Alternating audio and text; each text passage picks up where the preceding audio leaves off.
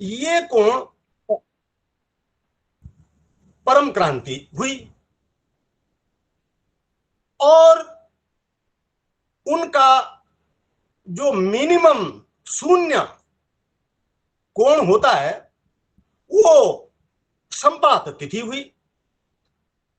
संपात बिंदुओं पर इनका कोण शून्य होता है और अयन बिंदुओं पर, चाहे वो उत्तर अयन उत्तरायण, चाहे वो दक्षिण अयन दक्षिणायन हो, इन दो बिंदुओं पर इनका कोण अधिकतम होता है। ये बात आपसे पहले भी की जा चुकी है। तो हमें दो तथ्य चाहिए। पहला चाहिए सूर्य का भोगांश, वो हमको मिल गया है, हमने ले लिया 38 अंश 40 कला और 17 विकला का। और दूसरा चाहिए हमको परम क्रांति। आप देखेंगे पंचांग में वहीं ऊपर परम क्रांति दी हुई है और यह है 23 अंश, पेज नंबर 52 पर 26 कला 16.5874 विकला है। कला विकला, अंश कला विकला, डिग्री मिनट सेकंड। तो ये हमें दो तथ्य चाहिए और ये दो तथ्य हमको, ये देखिए परम क्रांति को जो है दिखा दिया गया है। तो इसका जो सूत्र है, उम्मीद करता हूं कि आप सभी लोगों को ये त्रिकोणमितीय भाषा से परिचित होगा, परिचय होगा, गणित से परिचय होगा। साइन या ज्या क्रांति, ज्या क्रांति होती है ज्या सूर्य भोगांश गुणा गया ज्या की परम क्रांति, ज्या परम क्रांति। साइन क्रांति इज इक्वल टू साइन सन या साइन सूर्य का भोगांश इनटू साइन परम क्रांति। आप अपने पास नोट भी कर सकते हैं और गंभीरता से इन तथ्यों का संज्ञान लेते हुए देख भी सकते हैं। अगर नोट करने का वो नहीं मिल रहा हो तो सावधानी से इन तथ्यों को सुन और देख लीजिए। तो अब ज्या सूर्य भोगांश की जगह 38 अंश 40 कला 17 विकला रख दीजिए और गुणा का चिन्ह होगा ही। ज्या परम क्रांति की जगह 23 अंश 26 कला 17 विकला लिख दीजिए। यहां हम कैलकुलेटर से गणना करके रखे हुए हैं, सो हम सीधे सीधे उनके परिणाम आपको दे रहे हैं। आप स्वयं भी अपने कैलकुलेटर पे देखेंगे तो ये चीजें आपको मिलेंगी। तो ज्या 38 अंश 40 कला 17 विकला का मान होता है 0.624853 और ज्या परम क्रांति का मान होता है 0.397758।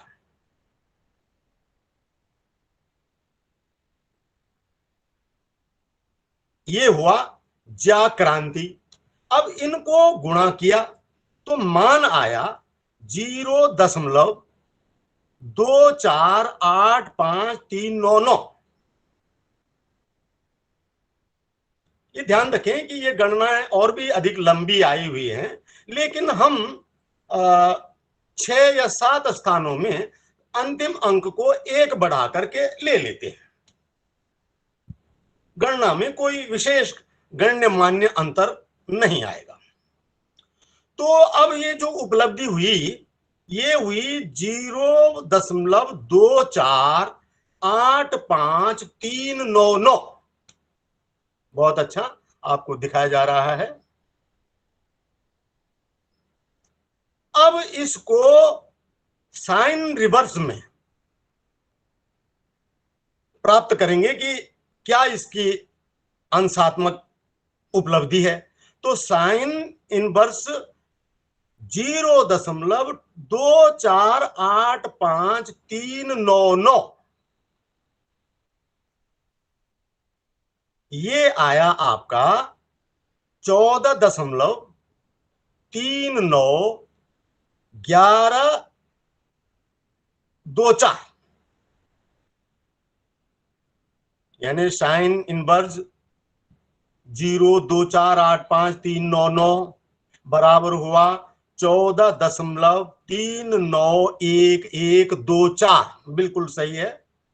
और इसको आप अंश कला विकला में पाएंगे तो आपको मिला 14 अंश 23 कला और 28 विकला। ये आपकी सूर्य की क्रांति हुई। कब की? 29 अप्रैल 2022।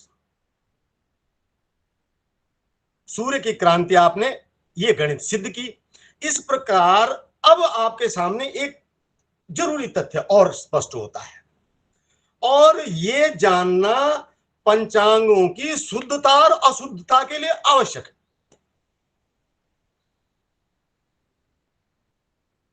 कि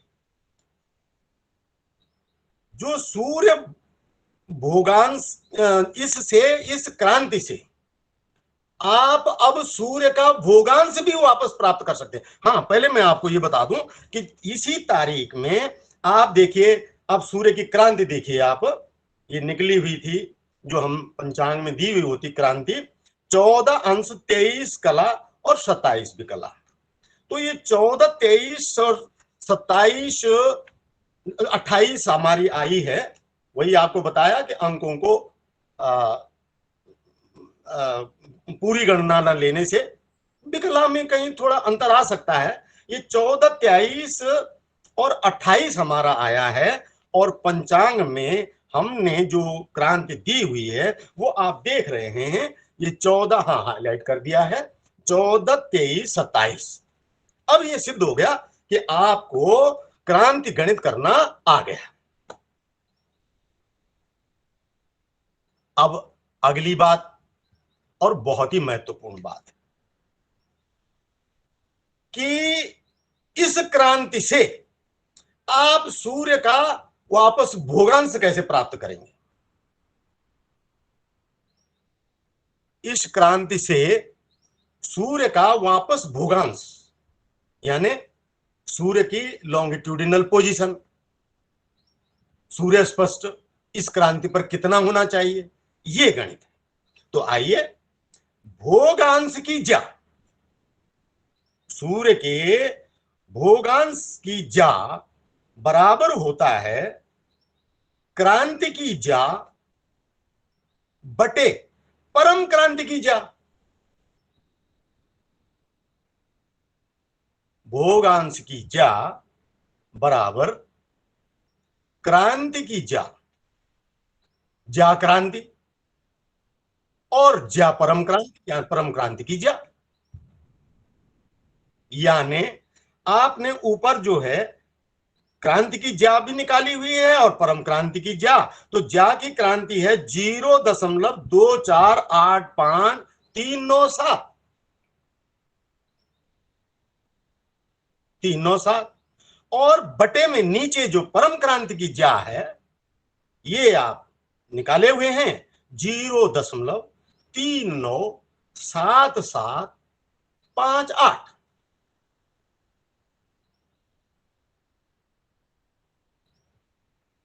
7758, बिल्कुल सही। ये आपके पास तथ्य आए जो आगे गणित में बढ़ने हैं, जिनकी गणित होनी है। तो 0.2485397 में भाग दिया 0.397758 का, तो आपके पास उपलब्धि आई 0.624853। संख्या लंबी है, लेकिन वही बात है, हमने 6-7 डिजिट ही लिए हैं और अंतिम डिजिट को एक अंक ऊपर बढ़ा दिया है। तो ये हुआ 0.624853। अब जैसे आपने ज्या से फिर वो मान लिया था साइन रिवर्स में, ऐसे ही यहां सूर्य के भोगांश के लिए गणित करेंगे। तो भोगांश की ज्या का इनवर्स लेंगे, इंटू गुणा गया 0.624853।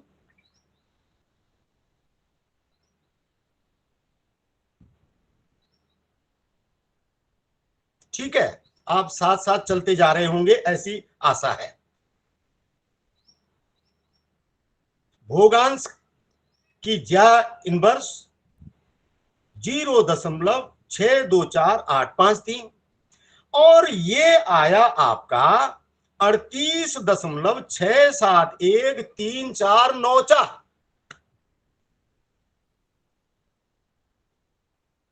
3494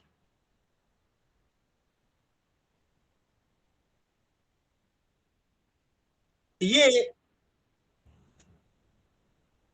मान आया। अब ये देखेंगे आप कि इसको आप डिग्री में बना अंश कला विकला में लेंगे तो ये आया 38 अंश 40 कला 16 विकला।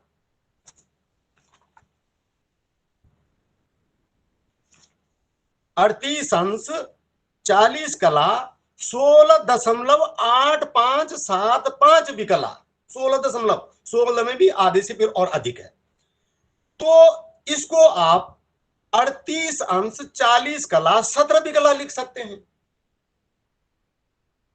और अब आप पंचांग उठाइए अपने हाथ में और देखिए 9 गते में सूर्य का भोगांश क्या लिखा है।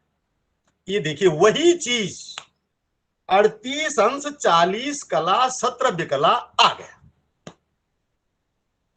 इसका अर्थ ये हुआ कि क्रांति और भोगांश, ध्यान दें आप, बहुत अच्छे से सुनने और समझने लायक बात है, क्योंकि यही वो बिंदु है जिससे आप पंचांग के यथार्थ को, ये पंचांग जो आपके पास है कोई भी, वो कहां तक सही है या नहीं है, इसकी आप परख कर सकते हैं। आपने देखा कि क्रांति और भोगांश एक दूसरे के सापेक्ष है, संबद्ध है। ये बात आपको प्रचलित पंचांगों में नहीं मिलेगी। यानी जो प्रचलित पंचांग है उनमें उस दिन की जो क्रांति होगी उस क्रांति के सापेक्ष का भोगांश नहीं होगा।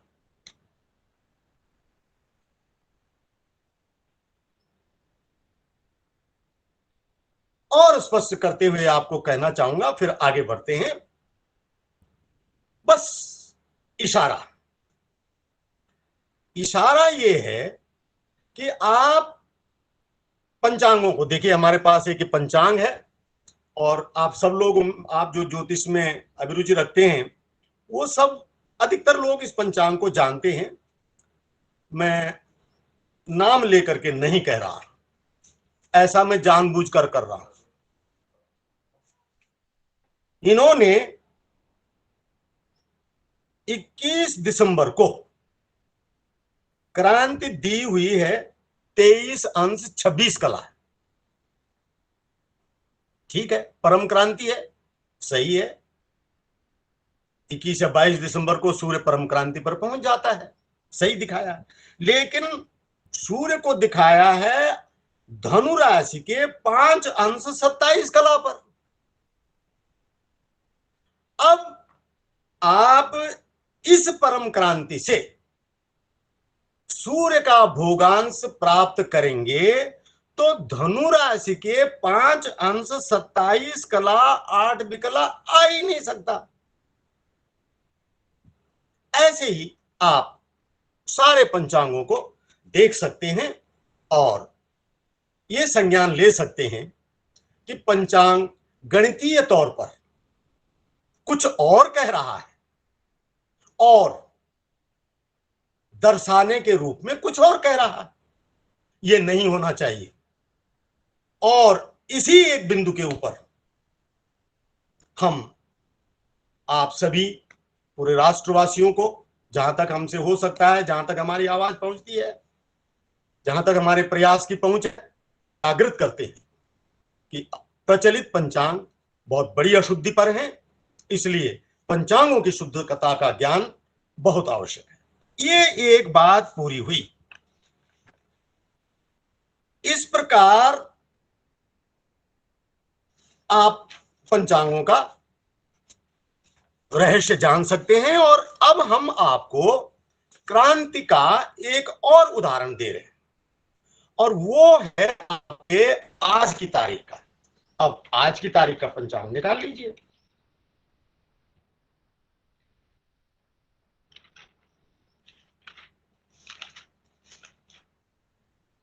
ये आज की तारीख, आज माने 3 जुलाई, अर्थात नवस महीने के श्रावण महीने के 12 गते, पेज 61।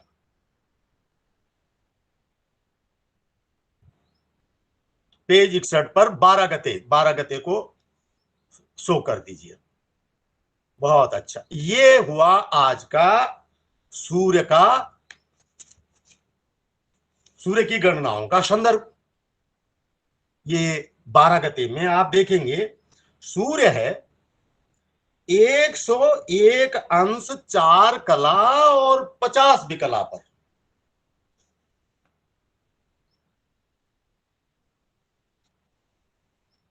हम इस सूर्य की क्रांति सिद्ध करते हैं। तो आइए सूर्य का भोगांश नोट कर लो। 101 अंश 4 कला 50 विकला। और राशि की भाषा में बोले तो कर्क राशि के 11 अंश 4 कला और 50 विकला।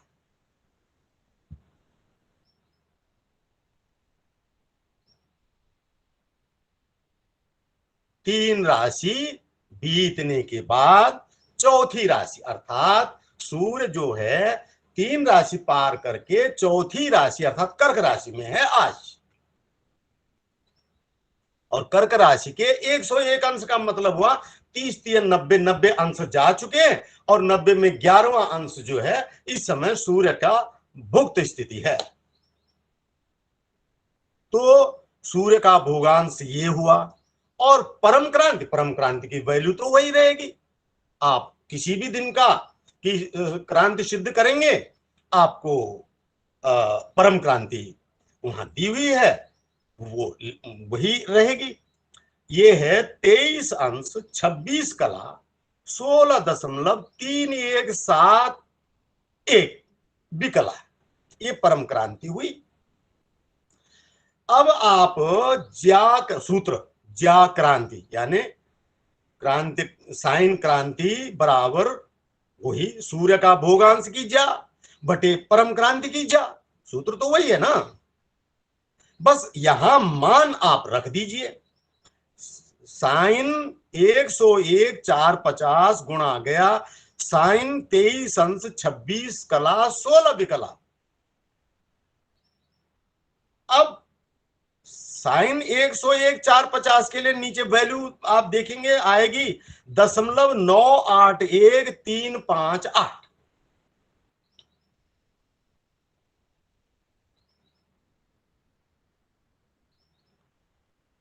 और साइन परम क्रांति तो 0.397753।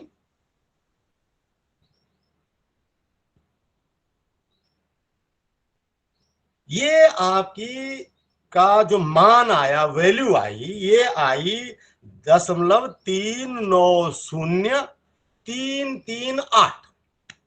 ये आपका इस गणित का मान आया। किसका? साइन भोगांश इंटू साइन परम क्रांति का। और ये होता है साइन ज्या का मान। तो अब साइन इनवर्स करके इस वैल्यू से अंशात्मक स्थिति निकाल लीजिए। साइन इनवर्स 0.390338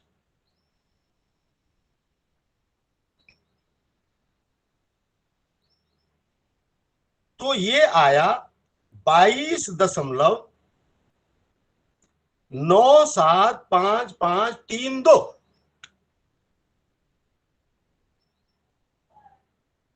ये क्या आया? ये क्रांति आई।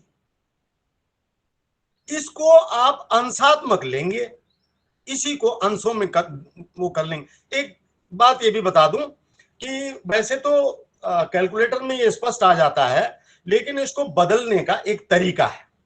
22.97, सिर्फ सुन लीजिए और संज्ञान ले लीजिए।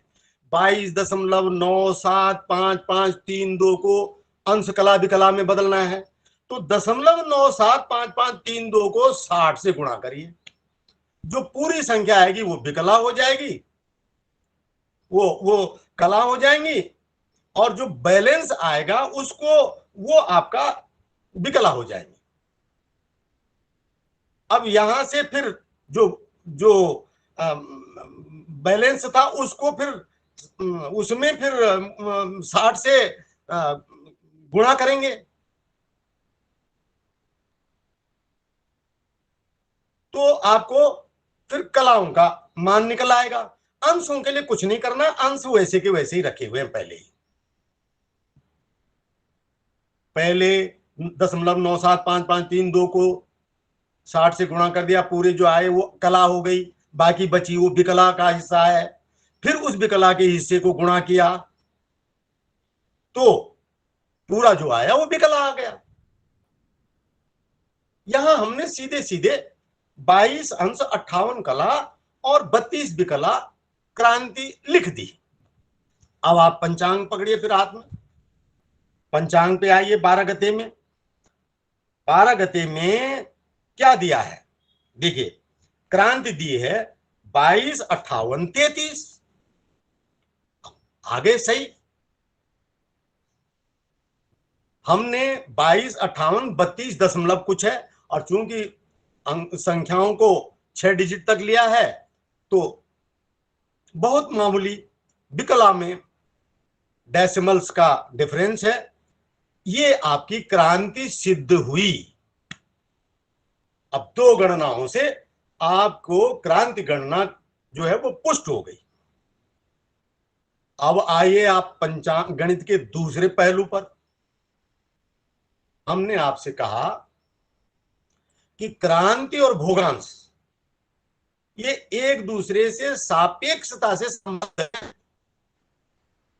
इररिलेवेंट नहीं है ये अपने आप में। ऐसा नहीं कि इसका उससे कुछ लेना देना नहीं, इसका उससे कुछ लेना देना नहीं, ऐसा नहीं है। जास अब भोगांश प्राप्त करेंगे, सूर्य क्रांति से भोगांश प्राप्त करेंगे, तो क्रांति से भोगांश प्राप्त करने का और वही फॉर्मूला जो आपको पहले दिया है, जा सूर्य भोगांश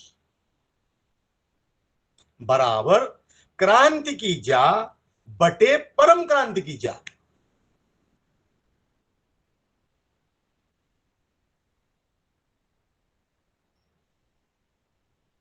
जा सूर्य भोगांश बराबर क्रांति की जा बटे परम क्रांति की जा। अब क्रांति की जा कितनी है? 22 58 32 आपने निकाली हुई है, क्रांति निकाली हुई है, तो जा 22 अंश 58 कला विकला बटे परम क्रांति, फिर आप निकाले हुए हैं 23 अंश 26 कला 16 विकला, तो जा 23 अंश 16 26 कला 16 विकला हो गई। इनका जो मान आया, जा क्रांति का मान आया 0.390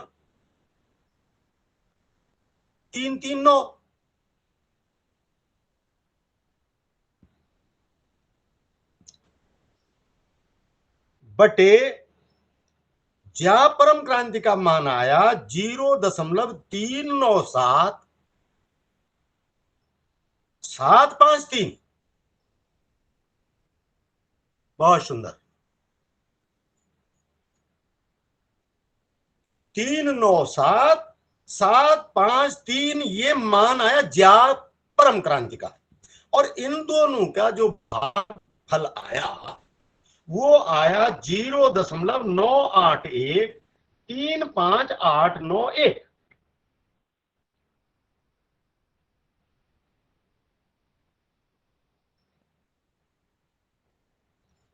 तो अब इसका आप फिर इसका आप भोगांश में मान प्राप्त करिए, तो सूर्य भोगांश की ज्या रिवर्स में लेंगे आप, तो ये हो गया ज्या इनवर्स 0.98135891।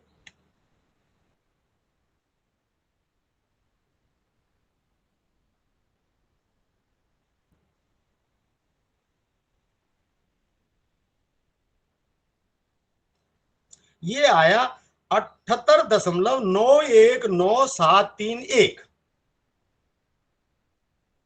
78.919731।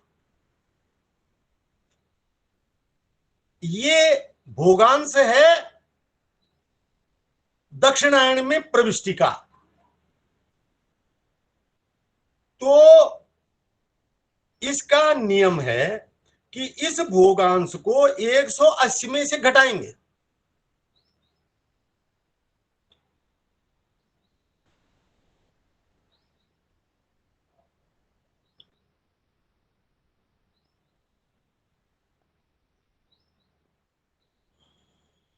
एक सौ अस्सी में से घटाया 78.919731, तो आया 101.0802692।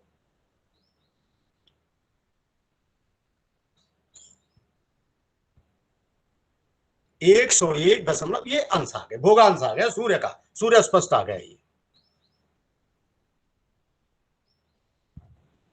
ये है। अब इसको अंशों में प्राप्त कर लीजिए, तो ये आया 101 अंश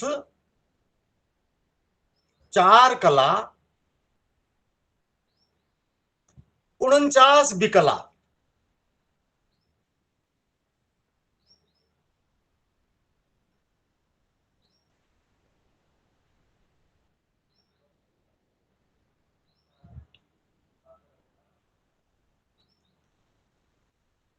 एक सेकंड के लिए चाहो तो पंचांग का मुख पृष्ठ दिखा दो। ये कोई सज्जन पूछ रहे हैं कौन सा पंचांग, शायद इनके पास पंचांग नहीं है। एक सेकंड के लिए दिखा लो, फिर आगे बढ़ेंगे, अभी प्रश्नों का वो नहीं है। ये पंचांग है हमारा। तो 101 अंश 4 कला और 49 विकला। अब आप आइए फिर पंचांग को देखिए। 12 गते में आपका सूर्य भोगांश क्या है, तो आपने देखा यहां पर 101 अंश 4 कला और 50 विकला।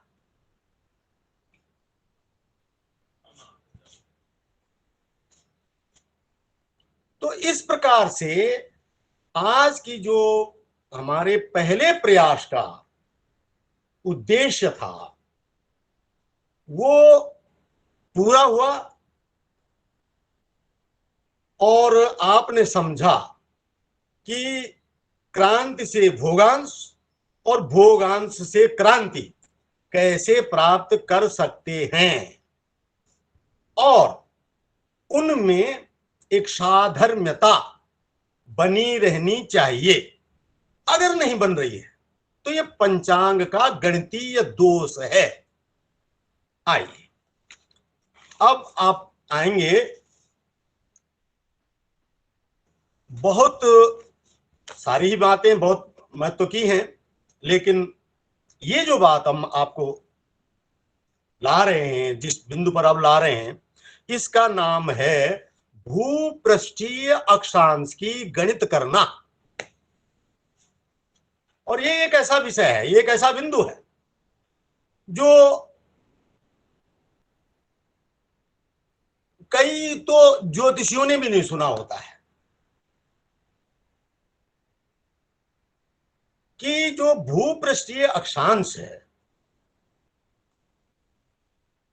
वो आपको क्यों निकालना है और कैसे निकालना है, दो बातें हैं।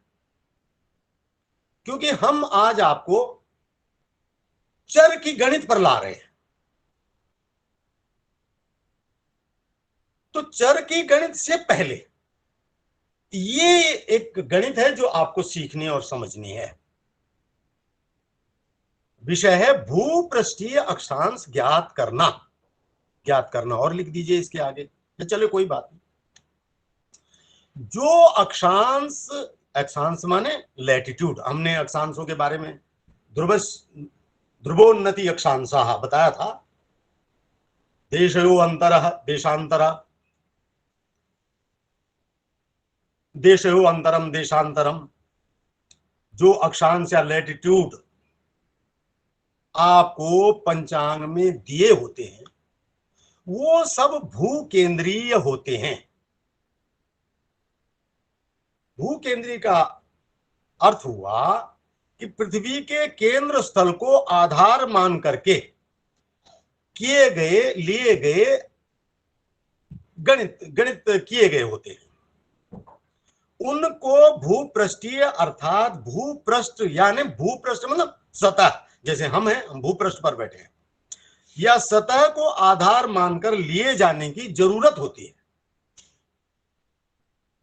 और ये लग्न है, ग्रह के उदय अस्त हैं, ये सब भूपृष्ठीय अक्षांश, इनके लिए भूपृष्ठीय अक्षांश को ही गणित में लेना चाहिए।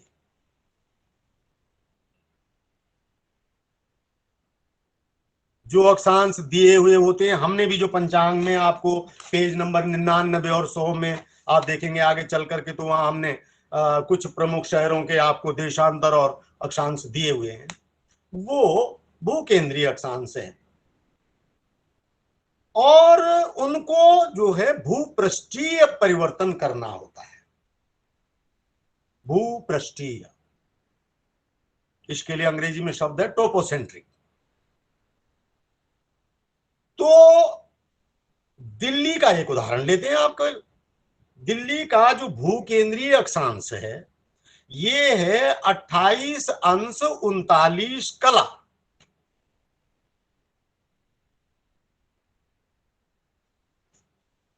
28 अंश 39 कला।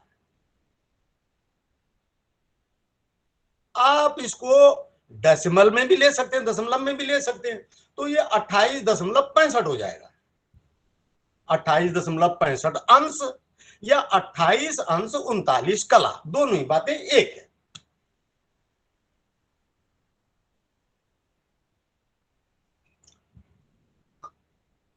अट्ठाईस दशमलव 65। अच्छा, अब इसके भूपृष्ठीय बनाने की क्या विधि है? तो देखिए, भूपृष्ठीय अक्षांश की स्पर्शज्या, स्पर्शज्या को टेंजेंट कहते हैं, टेन। भूपृष्ठीय अक्षांश की स्पर्शज्या बराबर होती है स्पर्शज्या भूकेंद्रीय अक्षांश गुणा गया एक नियतांक है जिसकी मैं पहले भी बात कर रहा था। ये नियतांक है 0.9933550249।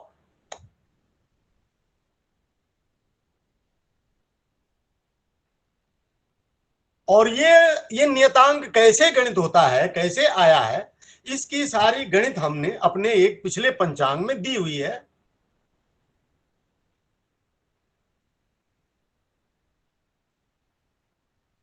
कोई जिज्ञासा करे तो उसके लिए अलग से ये भेजा जा सकता है। लेख पंचांग उपलब्ध नहीं है, पिछले पंचांग उपलब्ध नहीं है, पिछले वर्ष के कुछ पंचांगों को छोड़कर। तो भूपृष्ठीय अक्षांश की स्पर्शज्या बराबर स्पर्शज्या भूकेंद्रीय अक्षांश गुणा गया 0.93550249। अब ये जो वैल्यू आई, ये वैल्यू आई स्पर्शज्या 28.65, इसका मान आया 0.546351। ये 351 में 6 डिजिट में शॉर्ट करके ले लिया है, लंबी गणना है। 0.546351 गुणा गया वही 0.9933550249। और ये गणित करके आया आपका 0.542719।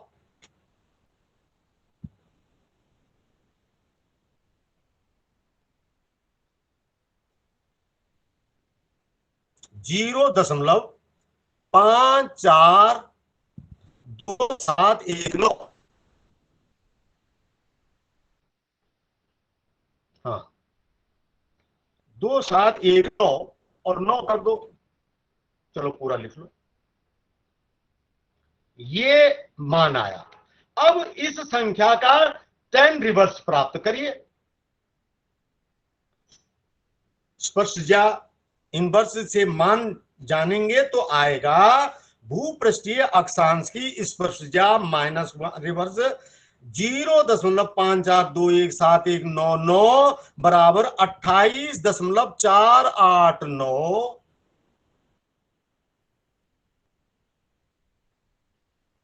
5647।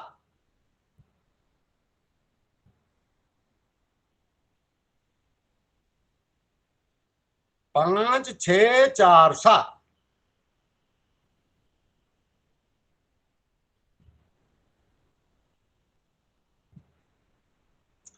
ये परिणाम आ गया। ये परिणाम क्या है? ये दिल्ली का भूपृष्ठीय अक्षांश आ गया। और ये आप किसी भी स्थान के लिए एक बार प्राप्त कर लेंगे वो पर्याप्त है। आपको बार बार गणित नहीं करना है, पर हाँ अपने स्थान का, क्योंकि आप लोग जिस जिस स्थान में होंगे उसी उसी स्थान का तो लग्न इत्यादि ज्ञात करेंगे जब भी आपको आवश्यकता होगी। तो आपको अपने स्थान का एक बार गणित कर लेना है और वो हमेशा के लिए हो गया। उदाहरण के लिए अब इस मान का हम अंश कला विकला में मान प्राप्त करेंगे तो ये आया 28 अंश 29 कला और 22 विकला।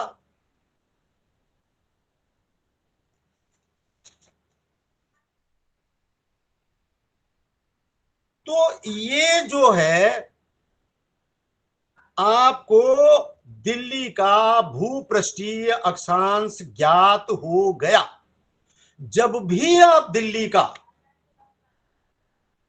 से संदर्भित ज्योतिषीय गणनाओं में अक्षांश की गणित का विषय हो लेंगे, यानी ऐसी कोई भी गणित जिसमें अक्षांश उपयोग होता हो, तो अक्षांश की जगह आपको 28 अंश 29 कला और 22 विकला ही लेना है।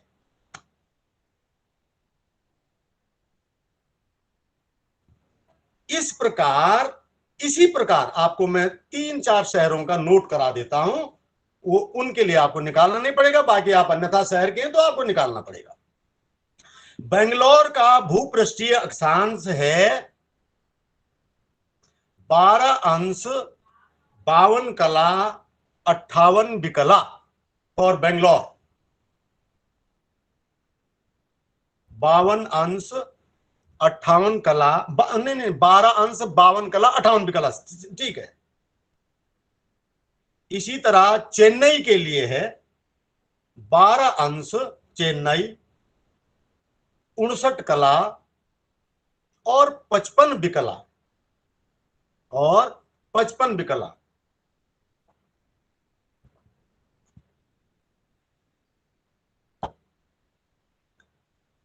मुंबई के लिए है 18 अंश, एक मिनट,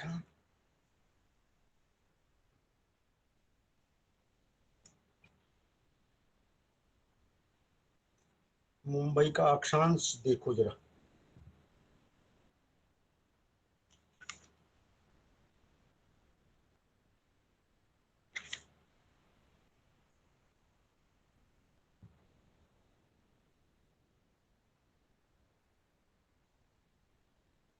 हाँ ठीक है, मुंबई के लिए है 18 अंश 50 कला 55 विकला।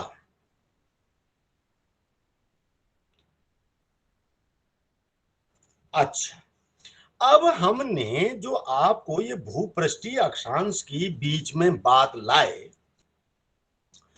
तो इसलिए लाए क्योंकि हमने आपको आज चर की गणित के बारे में पाठ देना है। अब चर की गणित होगी। चर पर हमने आपको पिछले वीडियो में, पिछले पाठ में बहुत कुछ बातें स्पष्ट कर रखी हैं। चर क्या होता है या संक्षेप में हम दोबारा से दोहरा देते हैं और फिर चर की गणित आपको बताएंगे। तो चर या चरांतर, चर में अंतर, चर चलते रहना, ये अक्षांश भेद के अनुसार। अक्षांश भेद से मतलब इस अक्षांश पर कुछ है तो अगले अक्षांश में कुछ और होगा, उससे अगले अक्षांश पर कुछ और होगा। हर अक्षांश पर उदयास्त, उदय और अस्त, चाहे वो ग्रहों का हो और चाहे लग्न का हो। लग्न और ग्रह तारादि का जो उदय अस्त है, ये वहां के स्थानीय अक्षांश भेद पर डिपेंड करता है, आधारित है। आप मुंबई में हैं तो आपके लिए सूर्योदय कुछ और होगा। मैं यहां ग्रेटर नोएडा में हूं तो मेरे लिए कुछ और होगा। ऐसे ही अरुणाचल में सूर्योदय और आपके गुजरात में सूर्योदय में बहुत अंतर हो जाएगा। ये वहां के अक्षांश भेद पर, अक्षांशों के अंतर पर निर्भर करता है। तो ये जो अक्षांश भेद है, ये शुरू कहां से होता है? ये शुरू होता है निरक्ष देश से। ये शब्द है निरक्ष देश। मैंने पिछले पाठ में भी ये शब्द प्रयोग किया था। निह प्लस अक्ष माने निरक्ष, जिसका कोई अक्षांश नहीं है, अर्थात शून्य अक्षांश, अर्थात भूमध्य रेखा। भूमध्य रेखा माने जीरो अक्षांश। तो निरक्ष देश, देश का अर्थ यहां पर कंट्री नहीं है। जो शून्य अक्षांश पर गणित होती है, उसी के सापेक्ष, मतलब जो तुलना का आधार है, वो निरक्ष देश है, शून्य अक्षांश है। और शून्य अक्षांश पर सूर्योदय हमेशा 6 बजे, मध्याह्न 12 बजे, सूर्यास्त 18 बजे और मध्य रात्रि 24 बजे।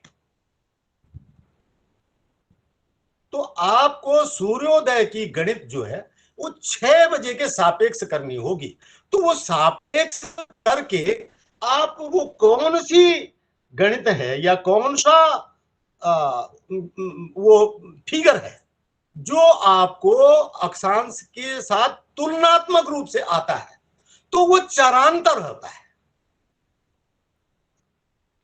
कोई ग्रह भूमध्य रेखा पर उदय हो रहा है, उसके तुलना में वही ग्रह या वही गणितीय तथ्य जो भी आप करना चाह रहे हैं, वो किसी और अक्षांश पर कितने अंतर से होगा, इस अंतर को जानने की गणित का नाम है चरांतर गणित करना। आशा है कि आपको ठीक से बात समझ आ रही होगी। तो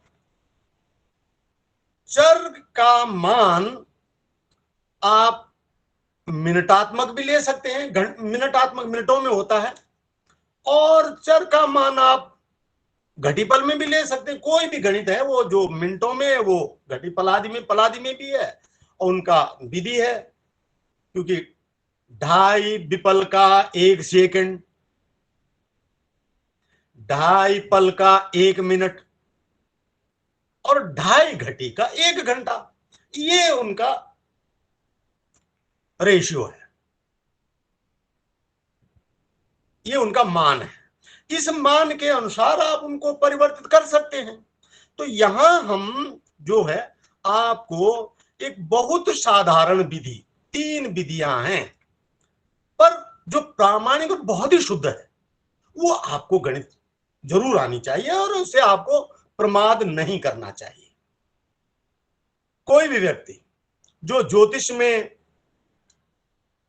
प्रविष्ट हो रहा है या ज्योतिष के विषय में कुछ जानना चाहता है, तो उसको गणितीय प्रमाद जो है वो ठीक नहीं बैठेगा। मैं आपको यहां तक, मैंने एक दिन पहले भी बात कही थी और आज फिर से दोहरा रहा हूं इस बात को, कि कंप्यूटर, कैलकुलेटर वगैरह जो भी हैं, ये बहुत अच्छी बात है। हमारा एक सौभाग्य है कि हम ऐसे युग में हैं जबकि हमको ये और इतने अच्छे उपलब्ध हैं। किसी की वजह से आप कहाँ बैठे, मैं कहाँ बैठा हूं, हम लोग बात कर रहे हैं, एक पाठ ले रहे हैं। लेकिन कंप्यूटर के कारण मनुष्य की जो गणितीय क्षमता है इसमें ह्रास हुआ है और कई बार इसके मैंने खुद देखे हैं, इसके बड़े गलत परिणाम देखे हैं। वो व्यक्ति को पता नहीं था। कई बार हमारे हाथ से कंप्यूटर में अंश कलात्मक भरते हैं तो पता लगा कि अंश के बाद आप अंश का फिगर डालना भूल गए और उसने वो जो है वो कला भी नोट कर ली और वहां पर अंश पड़ गया और वो आपने लिखा था जैसे 27 अंश 12 कला आपको लिखना था और वो हो गया 2712 अंश। ऐसे ही बहुत जगह ये त्रुटियां हो जाती हैं जन्म समय डालने में। कई बार तो अक्षांश डालने में वो कहीं का ले लेता है। जैसे आप दिल्ली भरते हैं तो वो दिल्ली के प्रथम अंकों से कुछ और भी स्थानों को ले लेता है और वो कोई और ही उसमें भर देता है। पूरी आप जांच कर नहीं पाते हैं और कुछ तथ्य गलत हो जाते हैं। तो आपका जो आई वॉच है ये बहुत जरूरी है। जो गणितीय उपलब्धियां उन पर आपकी परख दृष्टि बने रहना बहुत आवश्यक है और गणितीय परख दृष्टि के लिए गणित आना भी चाहिए। इससे जो है इससे कम में कोई बात नहीं बन सकती। तो आइए अब आपको हम इसके 3 फॉर्मूले बताते हैं। एक तो दो फॉर्मूले हैं और एक सारणी है। ये 4 की पंचांगों में सारणी दी होती है। एक तरफ अक्षांश दिए होते हैं और एक तरफ क्रांति दी होती है। क्रांति 1 अंश 2 अंश 3 अंश 4 अंश 5 अंश और अक्षांश एक तरफ अक्षांश दे दिए। हाँ, ये पेज देखिए, यहां पर आपको देखिए ये 23 अंश और 23 अंश अक्षांश और 23 अंश क्रांति के लिए ये यहां एक वो चुना गया है। इसमें आप देखेंगे ये वो टेबल है, ये क्रांति है और प्रायः लोग अधिकतर इस टेबल का अनुकरण करते हैं, इस टेबल का उपयोग करते हैं कि उन्होंने चरांतर लेना है, मुंबई का चरांतर लेना है तो मुंबई का अक्षांश देखा और ये देखा, इसका उपयोग करके वो चीज ले ली।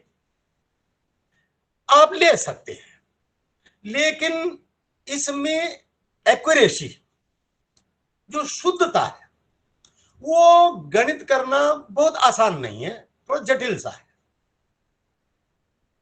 और दूसरी बात यह है कि चूंकि ये अंशों में ही दी हुई है, अब मान लीजिए आपका स्थान जो है वो 13 अंश 27 विकला पर है या 17 विकला पर है, 17 कला पर है, तो आपको 17 कला के लिए कैसे लिया जाएगा ये एक थोड़ा अलग विषय है। इतना ही समझ लीजिए कि सबसे पहली जो विधि दी है वो ये है और अधिकतर लोग इसका उपयोग करते हैं।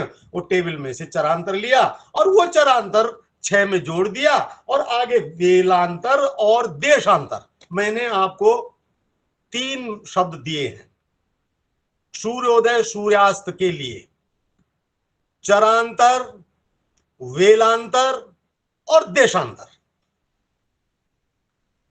वेलांतर पर मैं आपको बहुत स्पष्ट ढंग से अभी समझा नहीं पाया हूं, पर वो बात आएगी, आज नहीं अगले दिन। पर एक दिन हम आपको वेलांतर के बारे में भी कुछ विस्तार से समझा देना चाहते हैं। पर ये जो शब्द हैं चरांतर, ये आवश्यक है उदयास्त जानने के लिए। ग्रह कब उदय हो रहा है, कब अस्त हो रहा है, किस हिसाब से उदय होगा, किस हिसाब, तो आपको ये तीन चीजें चाहिए। चरांतर, चरांतर वो है जिसकी हम आज बात कर रहे हैं। वेलांतर इसको आगे के लिए छोड़ दीजिए। देशांतर जिसकी हम आपसे पहले ही बात कर चुके हैं। एक देशांतर पर 4 मिनट के टाइम का अंतर आता है। 360 अंश की गोल पृथ्वी 24 घंटे में पूरा घूम जाती है, तो 360 को 4 से गुणा करेंगे तो 1440 मिनट में वो पूरा क्रम बन जाता है। देशांतर पर हम बात कर चुके हैं, चरांतर पर बात कर रहे हैं, वेलांतर पर यूं तो बात कर चुके हैं, लेकिन उसकी पूरी बात आपको हमने अभी रखी नहीं। आज जब चलांतर पर आएंगे तो पहला तो आपको बताया, टेबल से ले लीजिए। दूसरी बात आई, दूसरी बात है कि चरांतर बराबर होता है चर मिनटात्मक और चर पलात्मक। आप कुछ भी ले सकते हैं, उसको जो है अभी हम बताते हैं कि उसकी गणित में कितना अंतर आएगा। जब आप मिनटात्मक ले रहे होंगे तो तब लेना है अक्षांश गुणा गया क्रांति, अक्षांश into declination, latitude into declination, बटे 12.5। चरा अक्षांश गुणा गया क्रांति, और इस गुणनफल में 12.5 का भाग देंगे तो आपका चरांतर आ जाएगा। जैसे देखिए, हमने जो उदाहरण आपके लिए लाए हैं, ये हमने 19 जून 2022 के लिए रोजड़ गुजरात के चरांतर की गणित का है। रोजड़ के लिए वानप्रस्थ साधक आश्रम जो हमारा है, वहां उसके अक्षांश पर, और जो 19 जून की क्रांति है, यही 19 जून अभी जो है गया है, तो इसकी क्रांति पर हमने वहां के लिए चरांतर गणित की है। तो 19 जून को सूर्य की क्रांति है 23 अंश 25 कला और 5 विकला। आप पंचांग देखिए, 19 जून को देख भी लीजिए आप, क्योंकि ये आना चाहिए आपको। 19 जून का पंचांग खोलो और पंचांग को देखो। पंचांग 19 जून का पेज दिखा दीजिए इनको। 19 जून यानी 19 जून का मतलब हुआ आपका 29 गते, और ये है पेज नंबर 58।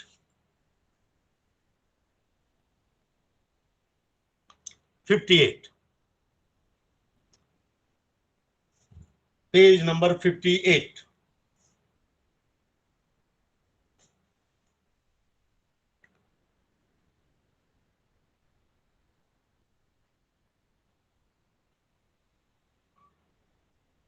पेज नंबर 58 पे 29 गते में देखिए क्रांति क्या दी हुई है। ये है देखिए 23 अंश 25 कला और 5 विकला। अब आपने देख लिए, ये इस दिन की क्रांति है। और रोजड़ का भूपृष्ठीय अक्षांश है 23 अंश 12 कला 58 विकला।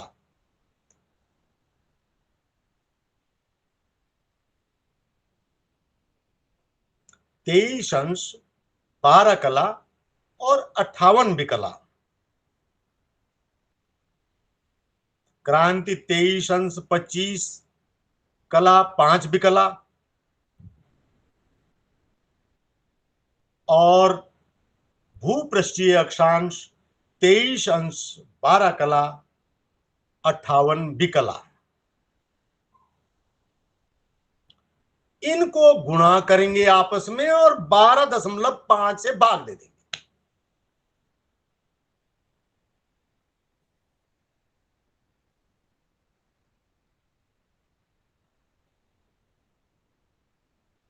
लिखिए 23 अंश 12 कला 58 बिकला इंटू 23 अंश 25 कला 5 बिकला और बराबर 12.5 और इसका मान आया है 43 दशमलव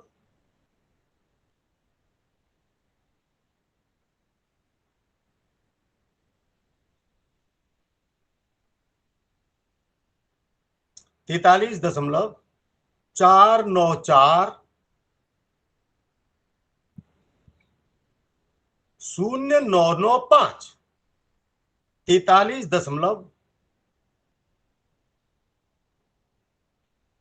43.494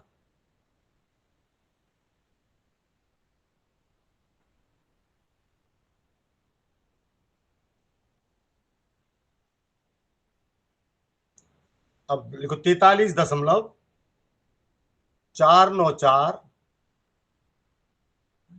0995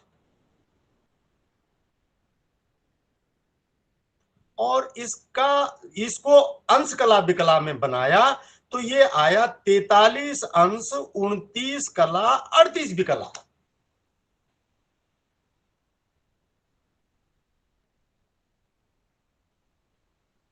तैतालीस अंश 29 कला और 38 विकला, ये मान आया गणितीय मान।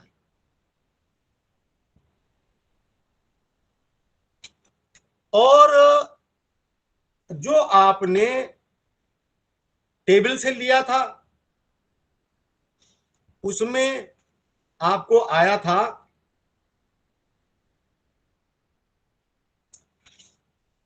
23 अंश अक्षांश और 23 अंश के लिए आया था 41.5। तो 23-12 के लिए और 23-25 के लिए कोई बहुत ज्यादा नहीं होगा, मुश्किल से 42.5 के करीबन आएगा। अगर आप टेबल से लेते हैं तो 22.5-42 के करीबन आया और आपने ये गणित की तो इसमें आया 43 अंश 29 कला का। लेकिन अब आपको त्रिकोणमितीय सूत्र से बताएंगे और तब आप देखेंगे तब कितना आता है। तो मैं आपको कहना ये चाह रहा हूं कि लेने को तो आप सारणी से भी ले सकते हैं, लेकिन अगर आपको सही मान चाहिए बिल्कुल बहुत ही शुद्धतम, तो आप ये त्रिकोणमितीय सूत्र का पालन करें, त्रिकोणमितीय सूत्र को लेवें।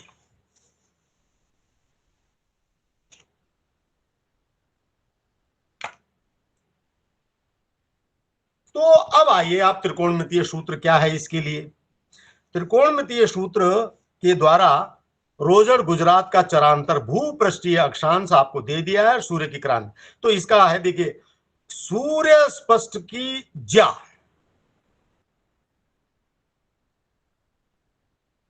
और स्पष्ट ज्या क्रांति, वो अक्षांश की क्रांति स्पष्ट ज्या टेंजेंट, टेन स्पष्ट ज्या अक्षांश और टेन या स्पर्श या क्रांति का गुणनफल। तो आप पहले इनको ले लीजिए। लिखिए स्पर्श या 23 अंश 12 कला 58 विकला गुणा गया स्पर्श या 23 अंश 25 कला 5 विकला और इनका मान आया, लिखिए 0.428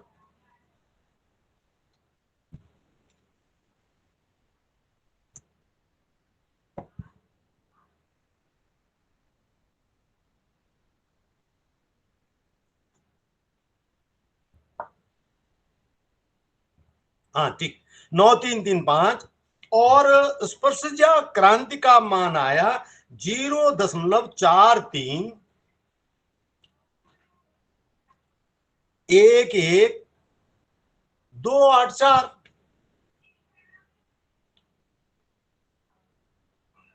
अब अगली पंक्ति में इनका गुणनफल आया, तो गुणनफल आया 0.4 185 7766।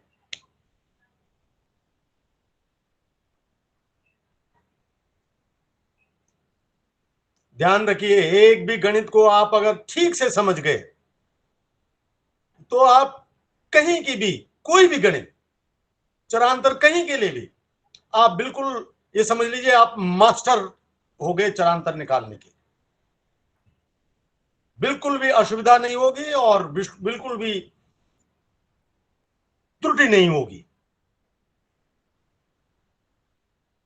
तो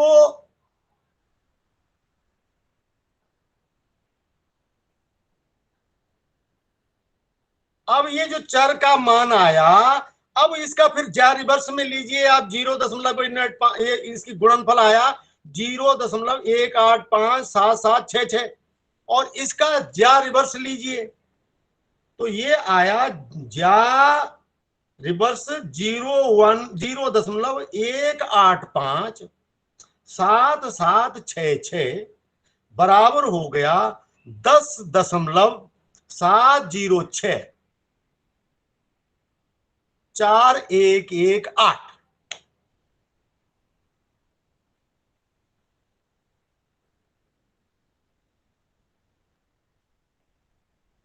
और इस मान को 4 से गुणा करना होता है इंटू 4 मिनट बनाने के लिए। ये अंश में है, इन अंशों के मिनट बनाएंगे तो एक अंश 4 मिनट का, तो ये 4 मिनट 4 से गुणा करेंगे तो ये आया आपका। अच्छा, पलादी अगर बनाएंगे तो तब 10 से गुणा करेंगे, अगर आप मिनट बन लेंगे तो आप 4 से गुणा करेंगे।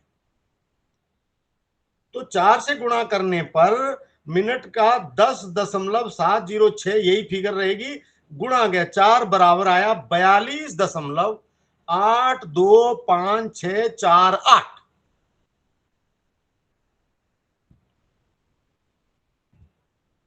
42.825648 और इसको आपने मिनट सेकंड में अगर प्राप्त करना चाहें तो ये मान आया आपका 42 मिनट और 50 सेकंड।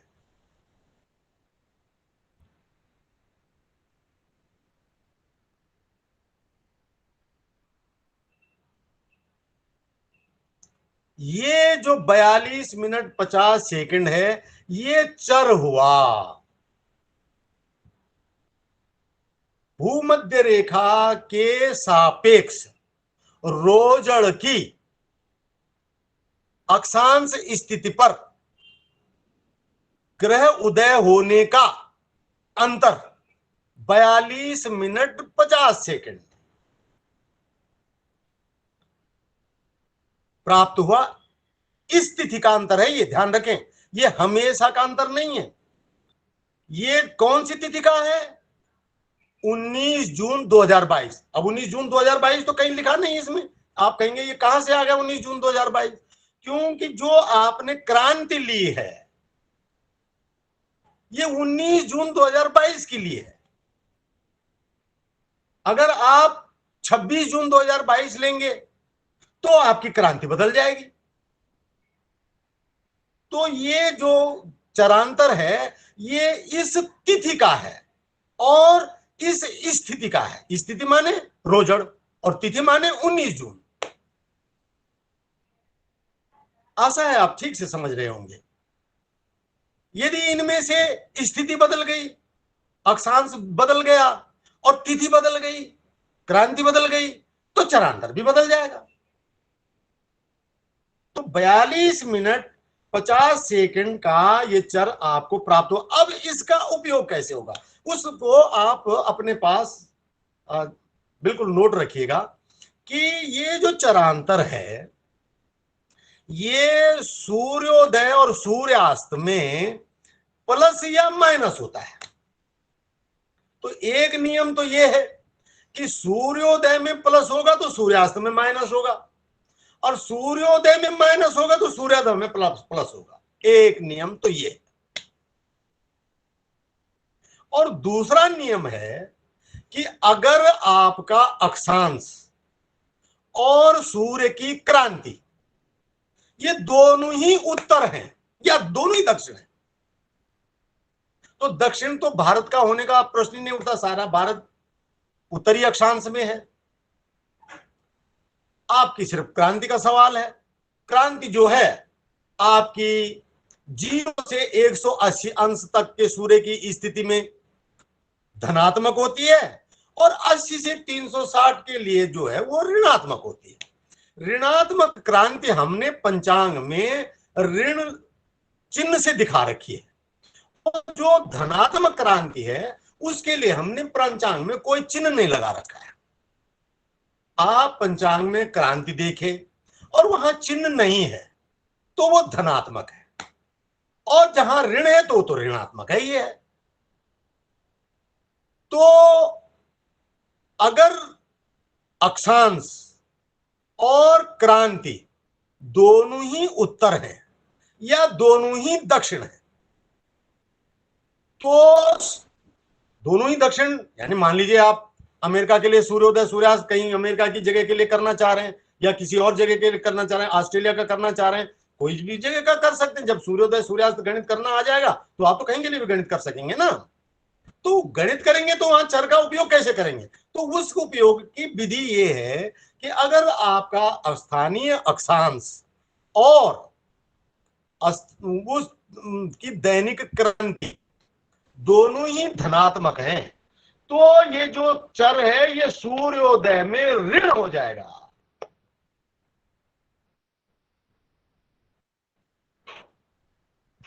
दोनों ही समान है तो सूर्योदय में ऋण, और असमान है, एक धन है और एक ऋण है,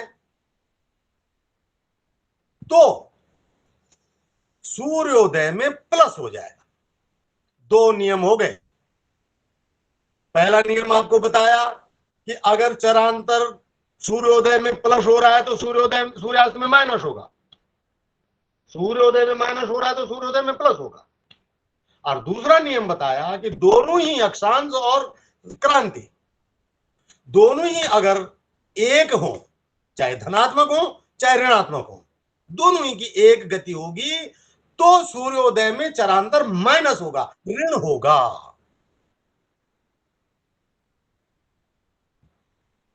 ठीक है। अब आपका जो है, अब आप देखिए आपका जो क्रांति और अक्षांश क्या है। अक्षांश तो सीधी सी बात है, 1250 जो मोजड़ है वो उत्तर अक्षांश में है, और जो क्रांति है वो धनात्मक है, तो दोनों ही धनात्मक हो गए। अब दोनों ही धनात्मक हो गए तो लिखिए, अब सूर्योदय को लिखिए। सूर्योदय सूर्यास्त भूमध्य रेखा का 6:0:0 सूर्योदय लिखिए, और फिर आगे लिखिए सूर्यास्त 6:0:0 चाहे आप 6 लिख लीजिए चाहे 18 लिख लीजिए सूर्यास्त के लिए, पहले सूर्योदय लिख लीजिए। चलिए हाँ, ऐसे करके दोनों एक ही सामने आ जाएंगे तो ज्यादा अच्छा रहेगा। तो 6:0:0:0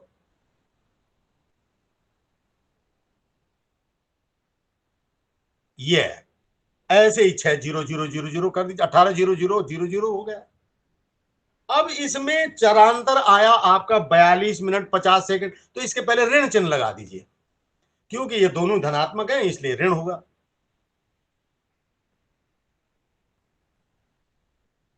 42 मिनट और 50 सेकंड, अब ये ऋण होगा।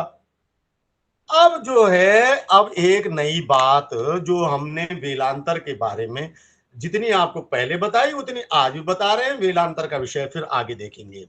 तो वेलांतर जो 19 जून का है, ये आपको बताया था कि हमने स्थानीय सांपातिक काल और वेलांतर किए हुए हैं।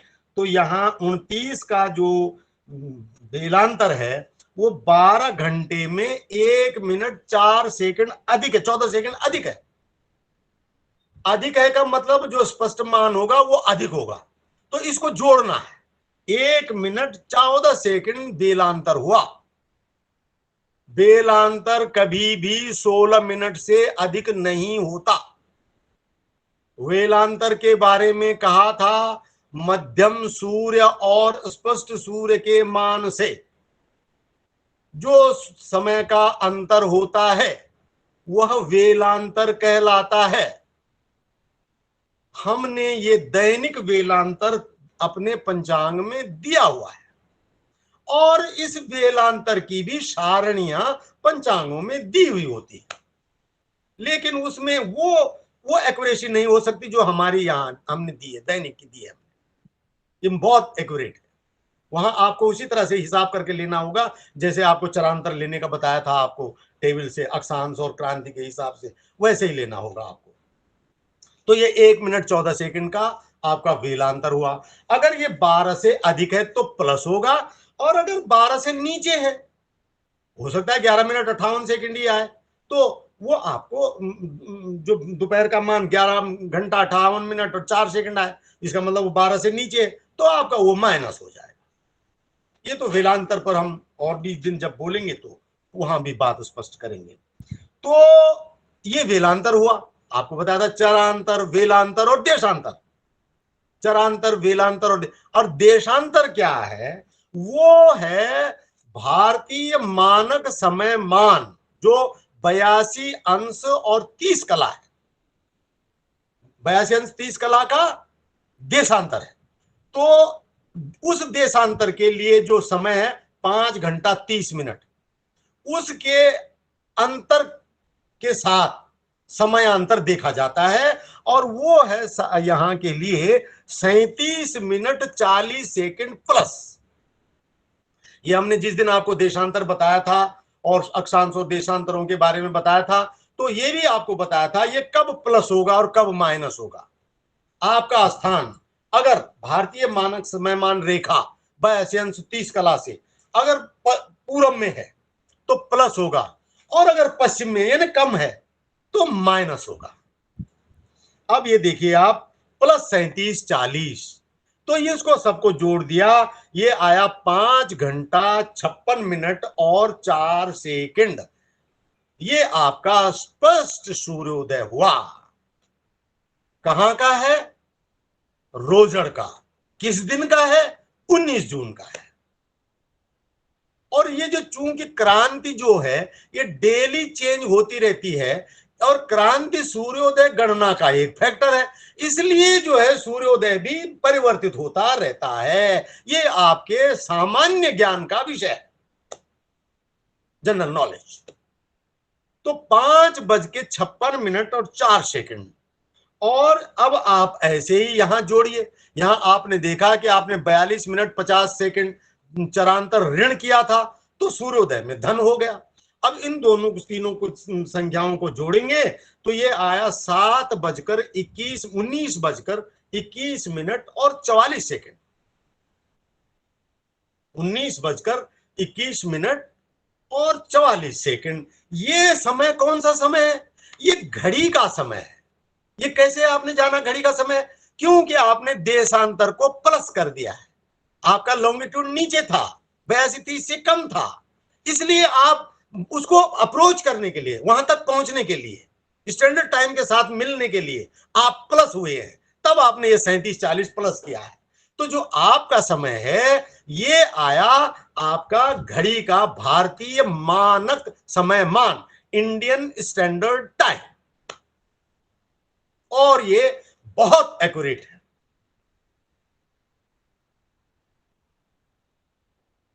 बहुत ही स्पष्ट ढंग से और बहुत ही पूरी विधि के साथ आपकी ये सूर्योदय सूर्यास्त की गणना पूर्ण हुई है।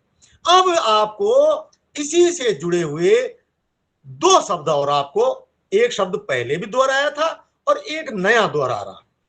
एक शब्द था इष्टकाल।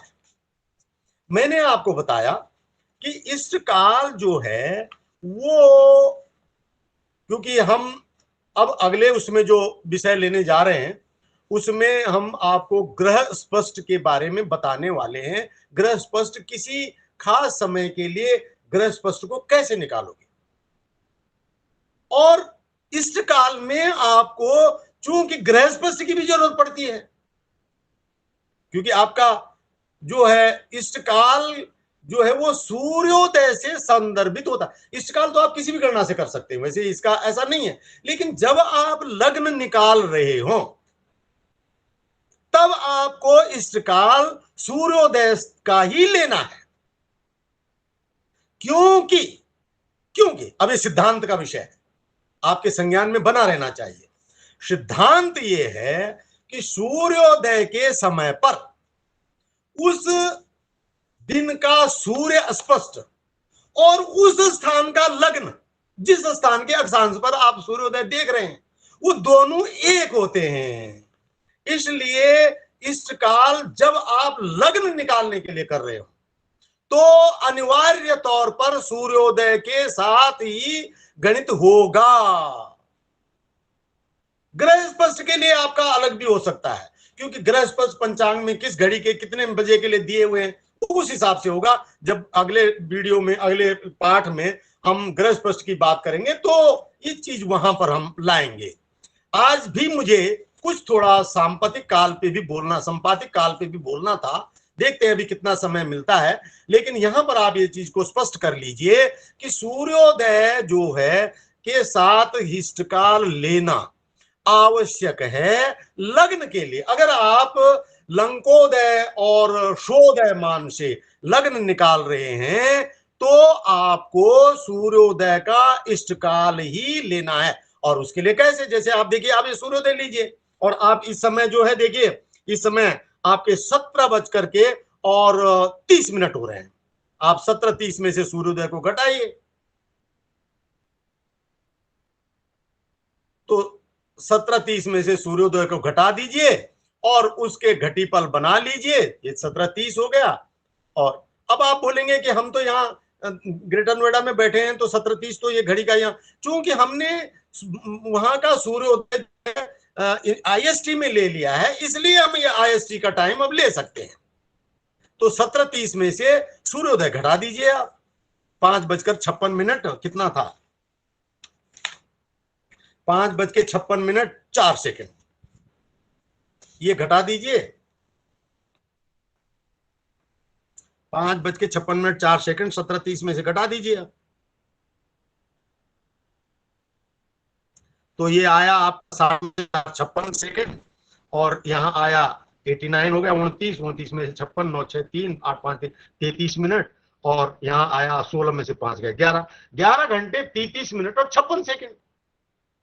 ये तो घंटों में इष्टकाल आ गया, आप इसको भी इष्टकाल बोल सकते हैं। लेकिन इष्टकाल आप चूंकि लंकोदय जो सोदय मान होते हैं इनको आप पलों में निकालते हैं, इसलिए इसका मान भी आपको पलों में निकालना है। तो 11 घंटे 33 मिनट 56 सेकंड को 2.5 से गुणा कर दीजिए, 2.5 से गुणा कर दीजिए, तो ये आपका आ जाएगा। आप वहां पर गणित करके देख लीजिए, 11 घंटा 33 minute degree minute second convert करके और 2.5 से गुणा कर दीजिए, तो वो आपका घटी पल में इष्टकाल आ जाएगा। इष्टकाल मीन्स वांटेड टाइम, अभीष्ट समय। कौन से समय के लिए आपको चाहिए, ये मतलब हुआ इष्टकाल का। इष्ट माने चाहा हुआ।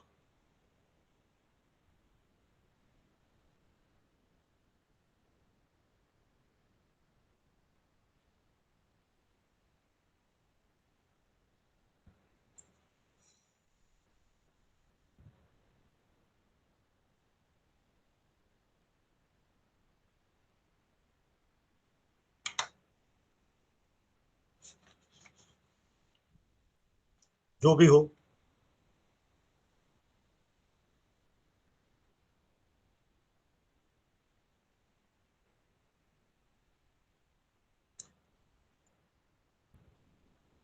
ये 11 डाम 27.5 28 घटी के आसपास आएगा ये। ये हो गया आपका 28 घटी 25 पल और 50 विपल, ये आपका इष्टकाल हो गया। और चलते चलाते आपसे एक बात और कर दें कि अब आई दूसरी बात, मैंने कहा था 2 फैक्टर बताने हैं, वो है दिनमान का। और दिनमान जो है, दिन का मान, रात्रिमान रात्रि का मान। सूर्योदया से सूर्यास्त तक का जो समय है, उदयादयम दिवस है। तो ये आपका सूर्योदय से, तो अगर आपको दिनमान प्राप्त करना है तो आप दिनमान लीजिए। आप 19, 21, 44 में से 5, 56, 4 घटाइए। ये अब आपको हम दिनमान बता रहे हैं। दिनमान, दिन का मान 19 घंटा 21 मिनट और 44 सेकंड। इसमें से 5, 56, 4 घटाया तो ये आया 13 घंटे 25 मिनट और 40 सेकंड। 40 सेकंड, 25 मिनट और 13 घंटा। तो ये 13 घंटे 25 मिनट और 40 सेकंड का आपका घंटा मिनट में दिनमान आया। और इसी को अगर आप गुणा गया 2.5 कर देंगे तो ये आया 33 घटी 34 पल और 10 विपल। 33, 34, 10 ये है 33 घटी 34 पल और 10 विपल, इसका घट्यात्मक मान। घट्यात्मक, घटी आत्मक, ये या यण संधि, घट्यात्मक मान। तो ये आया आपका 33 घटी 34 पल और 10 विपल। 33 घटी 34 पल,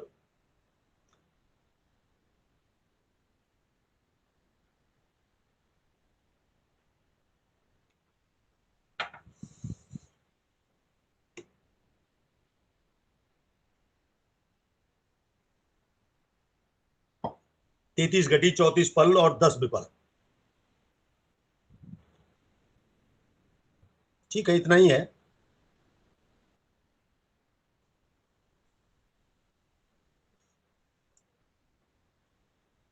ये दिनमान हुआ। और इसको अगर आप 60 में से घटा देंगे, 60 में से इसे घटा देंगे तो ये आपका रात्रिमान आ जाएगा, -60। तो ये आ जाएगा आपका 26 घटी, और देखिए कितना आ रहा है, ये आ जाएगा आपका 50 विपल, पलों के आगे 50 विपल आ जाएगा, और 25 पल, और आ जाएगा 26 घटी, 26 घटी 25 पल और 50 विपल। ये आपका रात्रिमान हो गया, दिनमान रात्रिमान।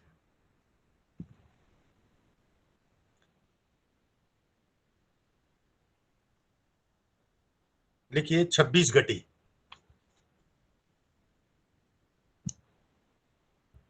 26 घटी 26, 26 नहीं, 28 नहीं आएगा, 33 और 58, नहीं नहीं 26 आएगा, 26,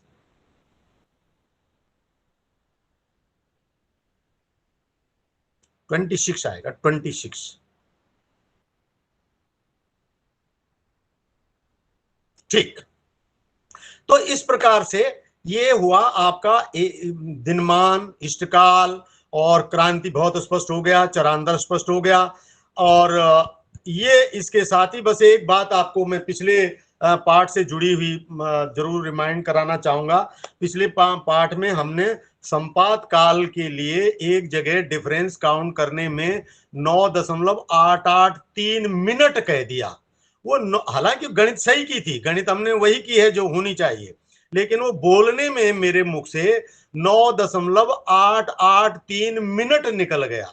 उसको सही से समझ लीजिएगा, नोट कर लीजिएगा सब लोग, 9.883 सेकंड प्रति घंटा, ऐसा है वो।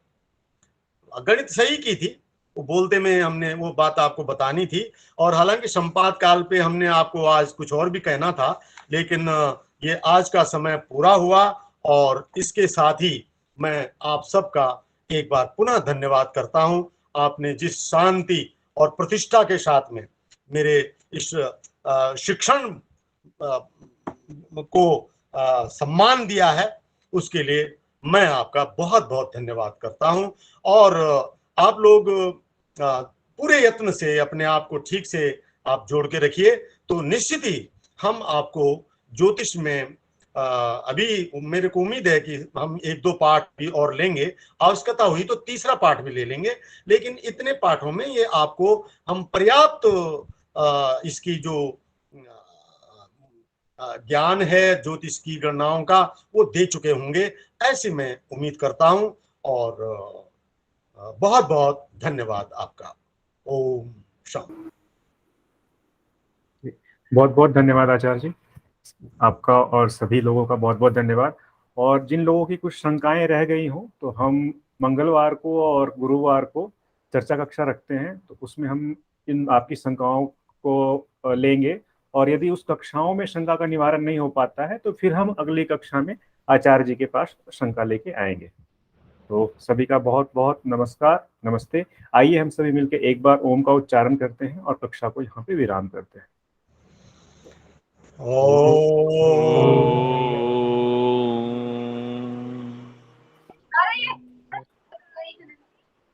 नहीं छुट्टी है ना भाई यार, सही सही लिख रहे हैं। अच्छा ठीक।